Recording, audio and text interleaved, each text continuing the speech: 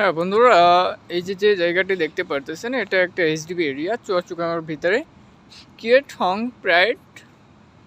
So এই জায়গাটি একটু আপনাদেরকে একটু ঘুরে দেখানোর চেষ্টা করব। সো এইচডিবি এরিয়াগুলোতে যে কোনো পাবলিক আসতে পারে, এসে বসে ঘোরাফেরা করতে পারে। নিচে সুন্দর বসার জায়গা থাকে, হাঁটার জায়গা থাকে। সো আমি এই পাশটা দিয়ে যখন আসতেছিলাম, সো এই জায়গাটা দেখে একটু আমার কাছে বেশি সুন্দর লাগলো। সো এই জন্য আপনাদের সাথে একটু শেয়ার করি। এটা এইচডিবি এরিয়া, নিচতলায় আই থিঙ্ক বাচ্চাদের স্কুল, পড়াশোনার জায়গা। সো এই জায়গাটা একটু দেখেন কত সুন্দর করে সাজানো। সো চলেন উপরে যেয়ে দেখি, আপনাদেরকেও একটু দেখানোর চেষ্টা করি।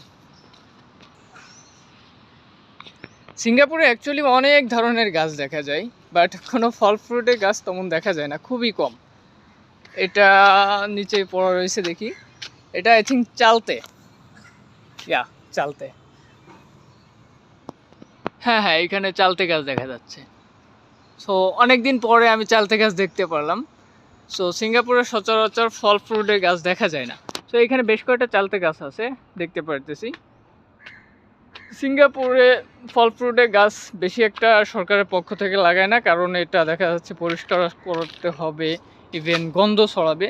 সো সিঙ্গাপুরে দুর্গন্ধ হবে এরকম কোনো কিছু এরা করে না। সিঙ্গাপুর কান্ট্রিটা অনেক সুন্দর একটি সাজানো গোছানো দেশ, অনেক সুন্দর।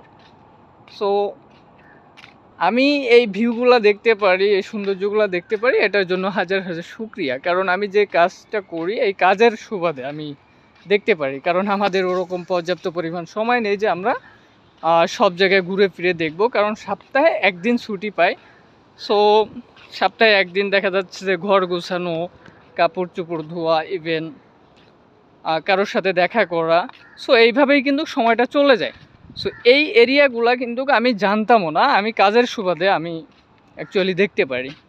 সো দেখেন কত সুন্দর করে সাজানো, মানে এইখানে এক্সারসাইজ করার জন্য জায়গা আছে, এখানে বাচ্চাদের খেলার জন্য জায়গা আছে, আর প্রতিটা হাউজের নিচে এরকম সুন্দর করে সাজানো গোছানো আছে।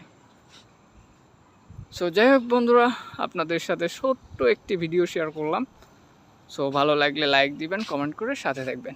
ধন্যবাদ সবাইকে।